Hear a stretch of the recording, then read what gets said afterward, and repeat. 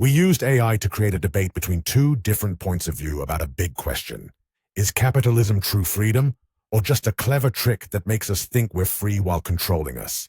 Being free means no one controls you, and markets let you choose, unlike governments. Just having options doesn't mean you're truly free, especially when you have to do certain things just to survive. Stick around. This talk might help us see if we really control our lives or if someone else is quietly in charge. Everyone talks about wanting freedom, but in a world where just surviving is hard, what does freedom really mean? And who actually gets to have it? Let me ask you this. If someone can wake up, choose where to work, buy what they want, and say what they think, how are they not free? That's what economic freedom is, being left alone to live your life. Capitalism might not be perfect, but it doesn't pretend to know what's best for you. It gives you choices.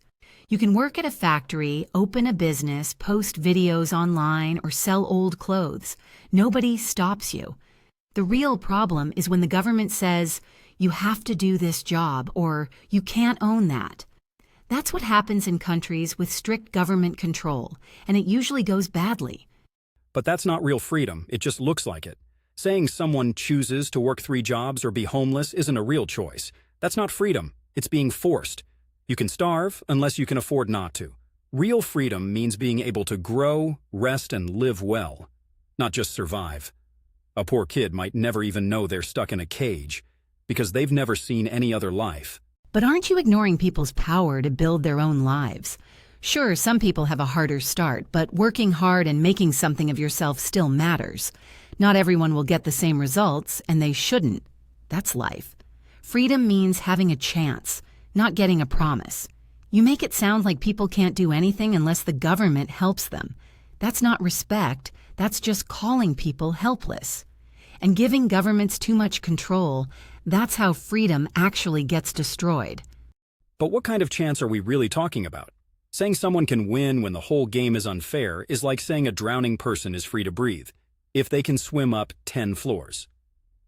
The system is already stacked with old money, racism, and family debt. We praise people who made it, but don't mention their dad gave them money to start. Your idea of freedom hides how the rules are made and who benefits. This isn't about people being weak, it's about the system being unfair. Real respect means creating a world where people don't have to fight just to be treated like humans. So you're saying nobody's really free unless we change how everything works? Housing, schools, inheritance, money? That sounds like a dream at best, and controlling at worst. Where would it stop? You can't force talent or drive. And who decides what real freedom is? Some committee? What you call unfair setup, I call life's risks and rewards. Life isn't equal, but that doesn't mean we can fix it by controlling everything. That could kill what makes people push harder. Ambition, the need to grow, and the will to succeed. But ambition doesn't grow when people are just trying to get by. You talk about chasing dreams, but lots of people are just chasing medicine or rent. A hungry kid's not thinking about starting a company. And just so you know, things are already rigged. The rules about land, taxes, and patents, they already help the rich. The question is, who made those rules? Look around. The super rich didn't just work hard, they got a boost. In capitalism, freedom feels real for some, but fake for others. Some people get doors, others get walls. If freedom means anything, it should mean living without fear, not just risking everything trying to escape poverty.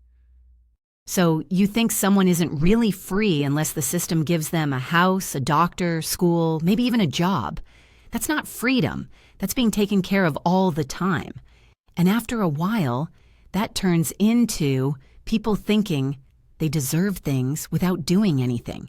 If you make it so no one can fail, then no one can really succeed either. But I'll admit, what you said about unfair rules and fake choices makes me think. Maybe our idea of free markets isn't so fair after all.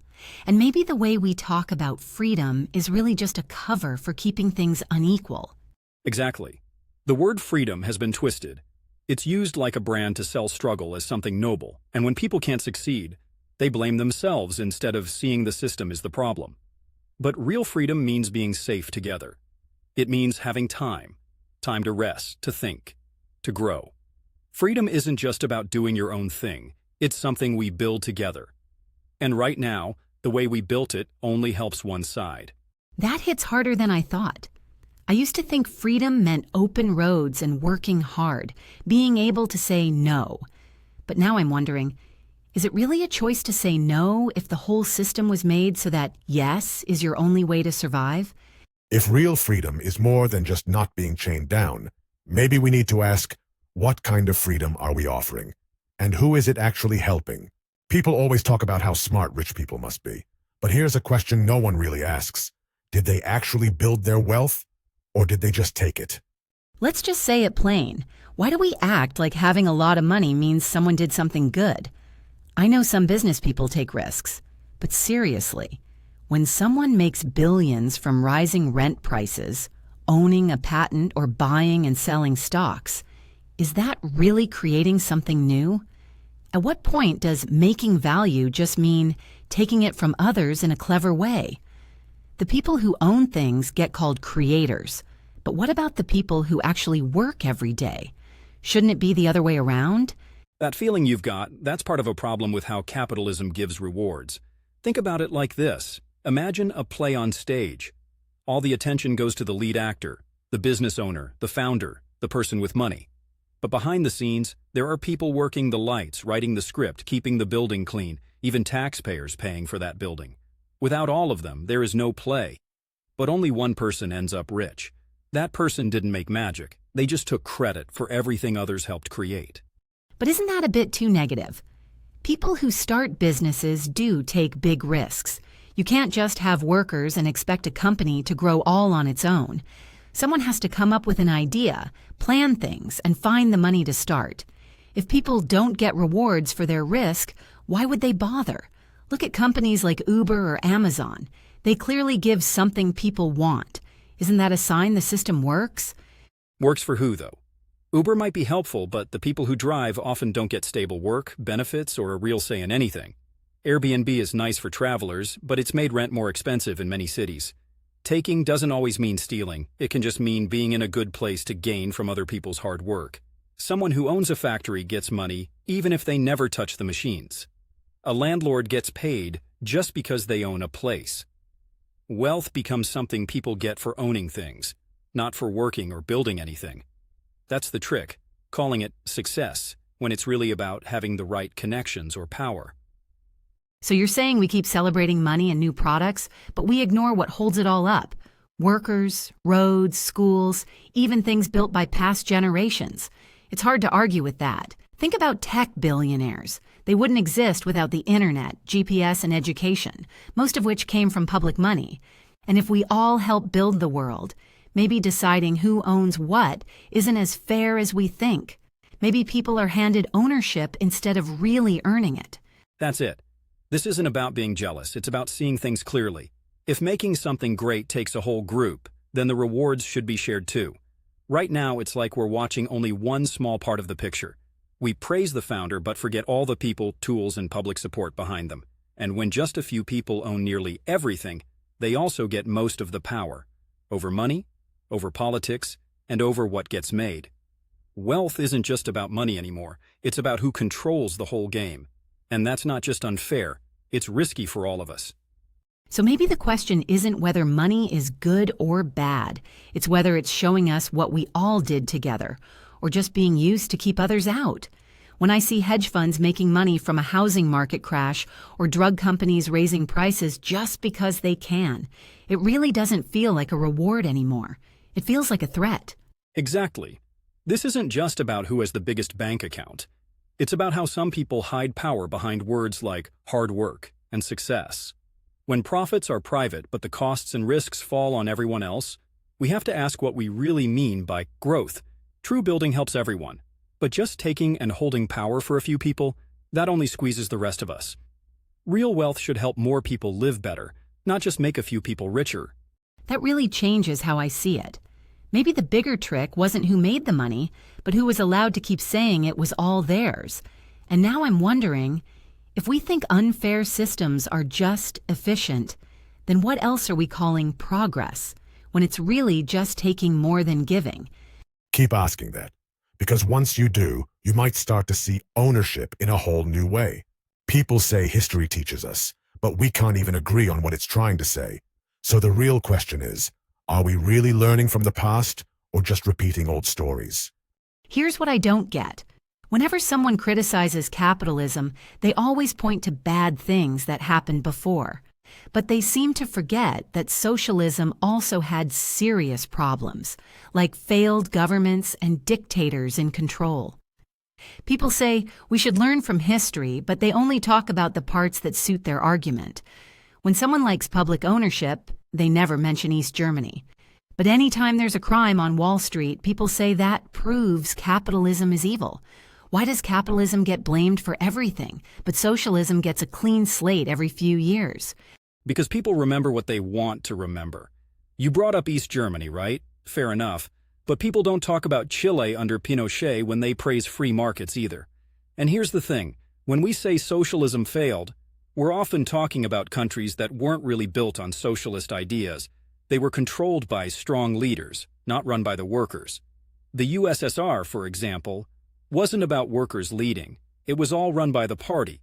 And capitalist countries like the US or Japan also used a lot of government planning, especially during wars or economic growth.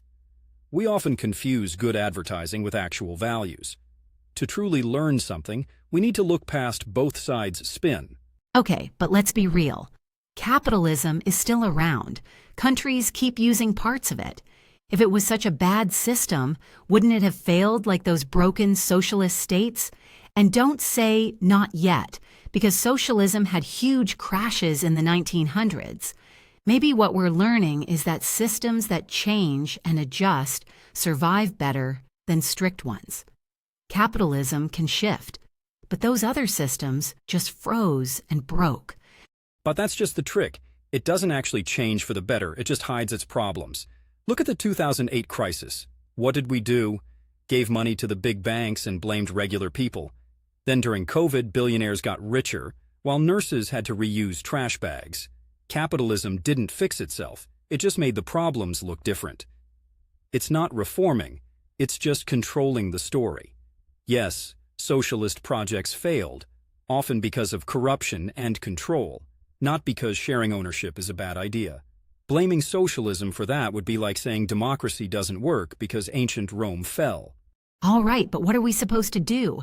Try socialism again and just hope it works this time. That feels like gambling. I know capitalism isn't perfect, but it has made some progress. Child labor is illegal now. Workers have rights. Women are in the workforce more than ever. None of those changes were easy, but they happened. People pushed the system, and it moved. When socialism ran things, though, it usually stopped people from speaking up. That's a big failure, to shut people down because the system thinks it's always right. Sure, but remember, capitalism didn't fix those things on its own.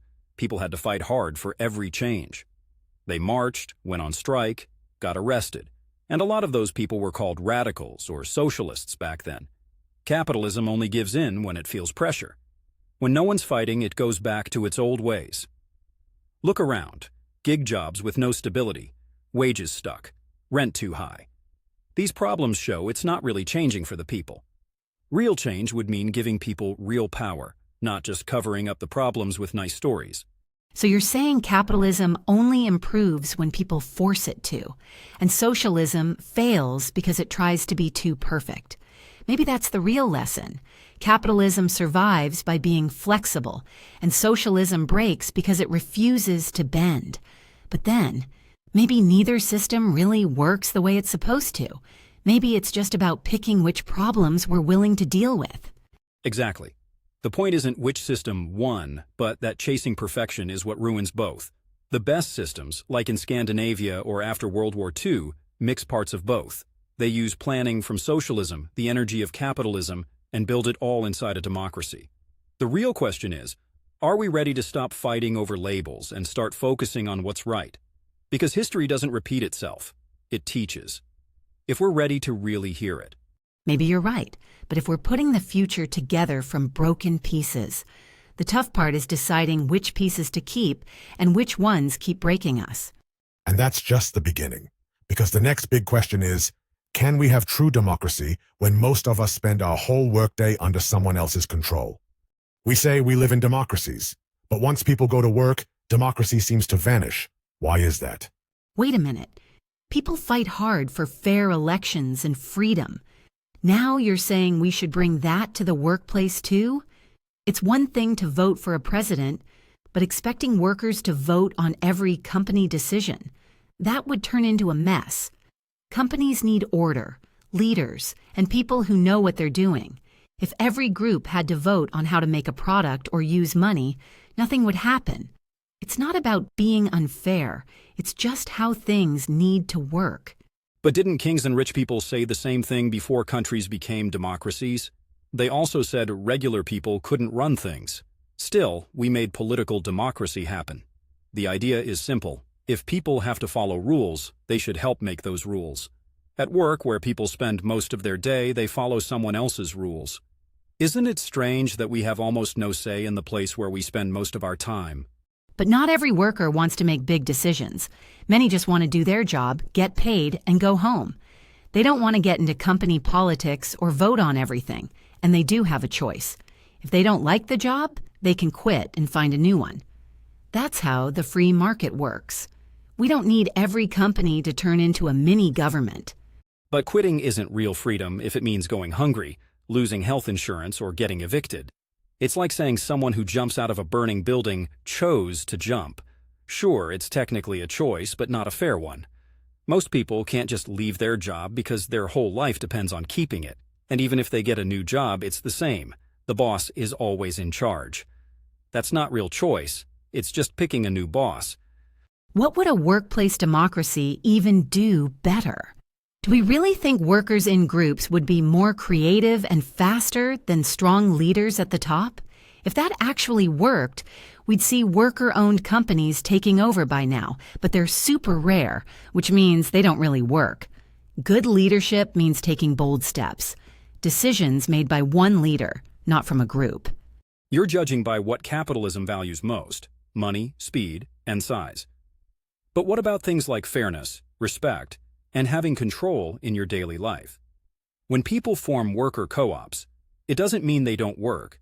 It means the system makes it hard for them to grow. Banks don't give them loans, the news doesn't talk about them. The laws are written to help regular companies more. But when co-ops do exist, like Mondragon in Spain, they do great in teamwork, loyalty, and worker happiness. The big question shouldn't be, does democracy work at work, but why won't we even try it? So you're saying democracy isn't just about voting for the president, it's about having a vote at work too? That the vote at your job is just as important as in politics? That really changes how I think. If we only vote once every couple of years, maybe we don't live in a real democracy, just one that looks like it. Exactly. Once you see it that way, it's hard to unsee it.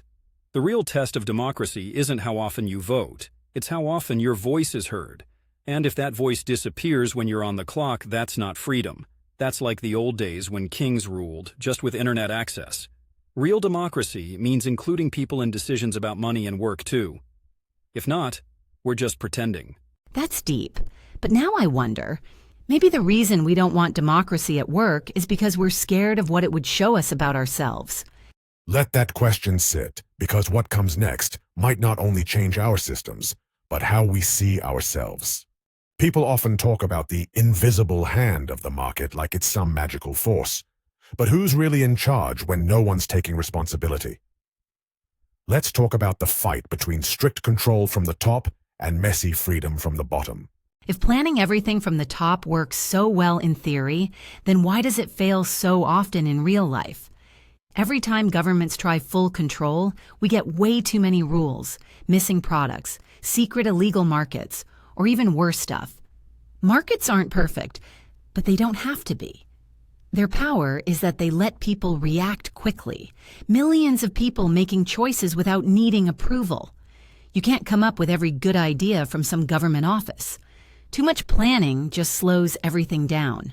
Real teamwork happens when people are free to act, compete, and solve problems. And still, people keep hoping that one smart planner will fix everything. I get it. The market looks smart and flexible. But let's not act like it solves all the big problems. The market doesn't care about human dignity, the environment, or mental health. It only cares about what makes money, even when that causes harm. That's not smart. It's just blind to what really matters. Yes, government planning has its problems, but look at the people dying because they can't afford medicine or rent. You say planning moves too slow. I say it can focus on doing what's right. Just letting people do whatever they want in the market doesn't lead to fairness. Freedom for one person can mean pain for someone else. But that's like saying water is bad because people can drown. Just because markets have problems doesn't mean planning is automatically better. You mentioned the environment, but even strict governments have destroyed nature too. Planning often brings shortages, waste, and even total control. What's your solution? More meetings, more decision groups everywhere? How do you stop that from turning into a system where only the experts decide and no one else has a voice? Instead, we can fix the market, make smart rules, protect people, and help those in need. That's steering the car, not setting it on fire. But what if that car is already heading off a cliff? Rules only work if they don't hurt profits. Otherwise, businesses fight back. Take climate change. It's been ignored for decades because there's no fast money in fixing it. You're right. Planning can turn into too much control. But planning done by the people, like a democracy, doesn't have to be like that. Imagine if regular people could help set the big goals and adjust as things change. It won't be perfect. It won't be quick. But important things rarely are, and markets aren't fair. They just look fair while working for the rich. But do you really believe we can run a whole country like a giant public meeting? Who gets to speak? Whose needs come first? And how fast can anything truly get done? Markets work because they handle a lot of problems at once and still keep moving. Sure, they miss some values, but trying to replace them with some perfect plan just adds red tape and slow progress. Look at governments now. They can't even buy supplies quickly, let alone deal with big problems fast. What's the good in owning the system if it's always broken? Well, the system you're defending isn't solid either. The market doesn't protect public needs. It bets on them. Remember the pandemic? Companies didn't make enough ventilators quickly, sold vaccines to the highest bidder, and left poor people behind. When companies focus on profits, they miss the human side. Planning doesn't have to be one person in charge. It can be shared and open for all to see. Like how open-source software works, everyone adds in, improves, and fixes it. It might not impress big investors, but it could actually save lives. What businesses call waste might just be care and support when someone really needs help.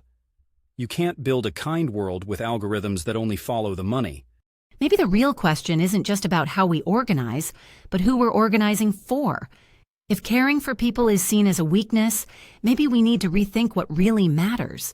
And that's just the beginning. Next time, we'll ask, what happens when the machines don't need humans anymore? What happens to the value of work when there's no more work to do? This isn't something far away in the future. It's already happening now. Let's not pretend. It's simple. If a machine can do your job better and cheaper, then your job disappears. This isn't mean. It's just how progress works. Every big change in history made some jobs stop existing. The printing press replaced people who copied books by hand. Electricity made candle makers less needed. Now AI and machines are replacing office workers and truck drivers. Isn't that the goal? To get more done using less time and effort? If we don't move forward, we get stuck. Humans weren't made just to fold clothes or do the same tasks forever. We change, or we fall behind. But who really wins from all this progress? It's not the people losing their jobs, it's the people who own the machines. Progress isn't fair by itself. A factory full of robots might help the economy, but people in those towns are left with nothing. Technology says it can free us, but if we don't change who owns the benefits or why we work, it just brings stress and boredom. Automation could be amazing. It could give us more time for art, caring for others, and thinking. But if only rich people get the rewards, we're just giving them better tools to stay in power. That sounds nice, but it also makes hard work sound better than it was. Nobody wants to go back to digging coal for 12 hours a day. People miss the past because they're scared about what's next, but jobs never really disappear. They change. We've made new ones. App builders, drone flyers, even meme creators. Why would now be any different? Humans are always finding new things to do.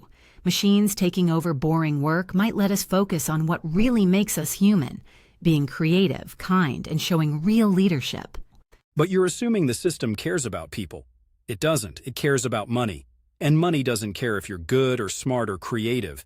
You can be all of that and still not have a job. That's not your fault. It's how the system works. Learn new skills sounds good, but not everyone can keep up with these fast changes. Eventually, people just get tired. If machines are making all the money now, why are only the owners getting to relax? Because they took the risks. Owning something isn't stealing. It's taking responsibility. They put their money behind ideas. They made the tools the rest of us use. If we punish people for building the future, no one will build anything. You're afraid of everyone being out of work, but I see new chances. If people don't have to work just to survive, they can finally find themselves if they want to. Maybe that means giving everyone a basic income. But don't hate new ideas just because they hurt a little at first. It's not about hating new ideas. It's about asking who the new ideas help and who they hurt. If we don't change who owns the machines or involve more people in the decisions, we're just trading one boss for another, a boss that never sleeps. You talk about what's possible, but without giving people access, it's just empty talk. Time off only becomes freedom if everyone gets it. If not, it's just something rich people enjoy while others struggle. Automation can bring a new golden age, or it can create a world where a few people rule everything. It depends on what we choose next. So you're saying the end of normal jobs could be amazing, but only if we rethink who owns what. So it's not really about robots taking jobs, it's about power, and who gets to decide what being valuable really means. Yes, if we don't need to work to survive anymore, then we finally have to ask, who are we if earning money isn't what defines us? And that was just the start. Because when machines don't need us to work, we'll have to answer a new question. What does it really mean to be free? Most people agree. Pure capitalism feels cold, and pure socialism doesn't really work. So what happens when we try to mix them? Here's what I don't understand. If full-on socialism has failed in many places and capitalism keeps changing and improving, why not build on what already works? We don't need to burn everything down. We just need to make things better. These days, people are investing in companies that do good things, following rules that care about social and environmental impacts, and supporting businesses they believe in.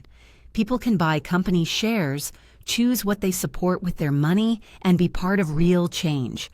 History shows revolutions often end up hurting people. So why not improve the system instead of destroying it? That sounds okay. But who really controls the money, the technology, and the rules for what's considered good business? A lot of this progress is just for show, like putting solar panels on a sinking ship. If people still can't afford a doctor, a place to live, or a basic decent life, what's the use of owning a tiny piece of a giant company? Mixing systems sounds nice because it promises change without making anyone too uncomfortable. But if we don't change who owns things and who makes the big decisions, we're just making capitalism look nicer, while the same people still get hurt. Fixing a broken system doesn't help if that system was built to take and not share. But changing everything all at once could destroy things we still need. You talk about giving ownership to different people. But who decides who gets what? The government? A small group in charge? The problem with perfect worlds is they forget that people make mistakes. People lie, cheat, and want power. Every time power gets shifted from one group to another, a new group ends up on top. Yes, capitalism can be unfair, but giving all the power to someone else could be just as bad. At least in markets, people have some choice. It's not total freedom, but it's something. You say people have choices, but a lot of that is just an illusion. The issue isn't just bad people, it's the way the system is built. Changing who's in charge won't help if we don't change the rules. If poor people still have to prove they're worth it to get help, then that's not fairness, it's just making them perform again and again. Real freedom means systems where people don't have to fight just to survive. We need to focus on working together, not just competing all the time. We've tried changing little things, It's time to rethink everything from the ground up. But tearing everything down can go very wrong. Many revolutions have ended in pain and failure. It's not about defending capitalism, it's about making smarter choices to fix it. Let's look at co-ops, companies owned by workers, universal basic income, and green businesses. These are real ideas already happening. People don't just want to get by, they want to succeed, to grow, to dream. Sometimes socialism forgets that people want more than just safety. They want to achieve, too.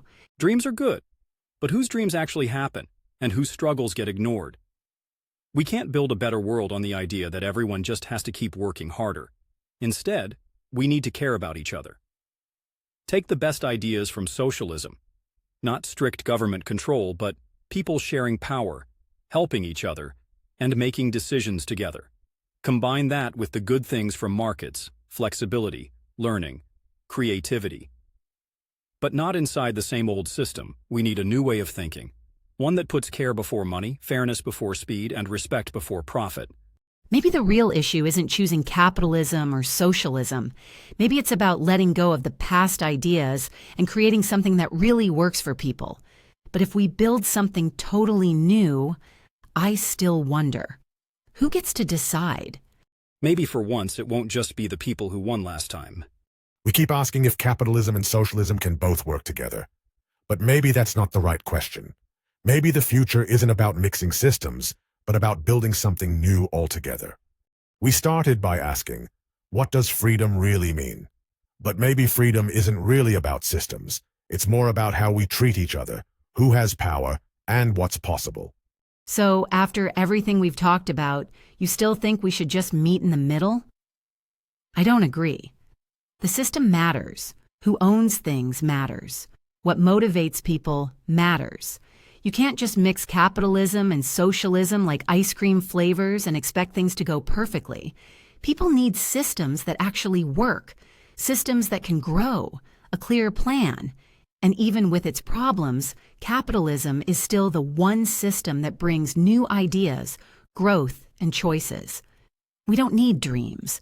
We need real tools that people can use without the whole thing falling apart. I'm not saying we should just compromise. I'm saying we can go beyond the current systems. Systems aren't just something we pick like dessert. They shape how we look at each other. And our current ways of doing things are starting to fall apart. Always choosing what works right now often means we live with a lot of unfairness later.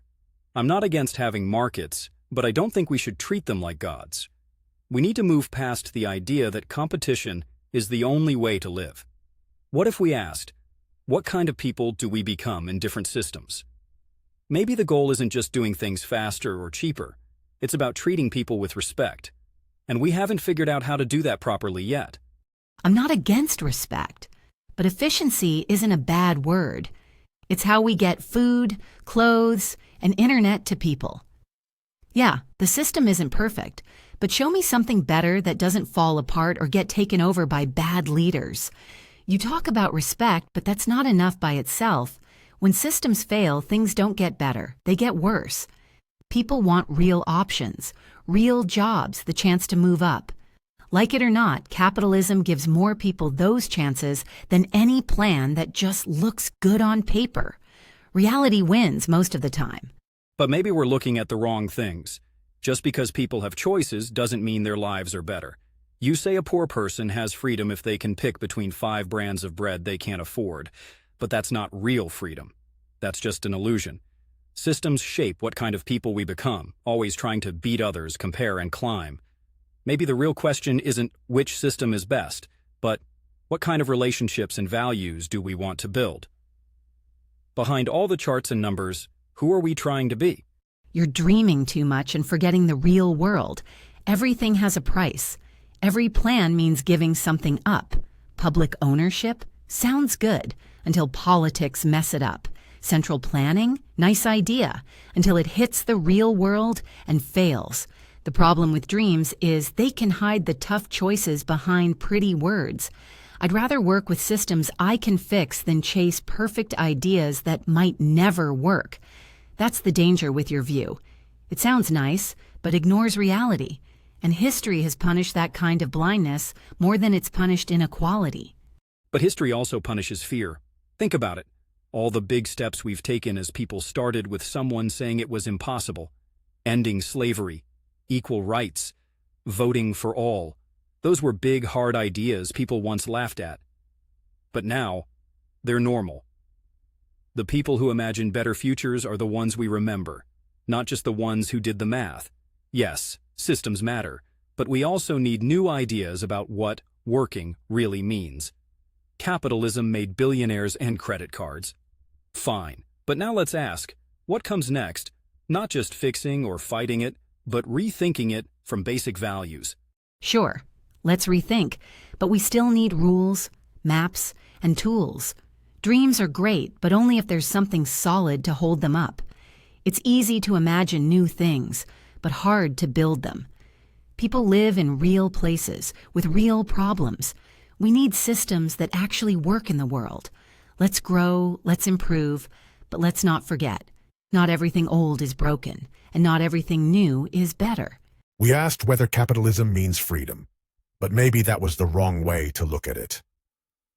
The future isn't one road. It's more like an open question. And the way you answer says more about the people you care about than what you say you believe.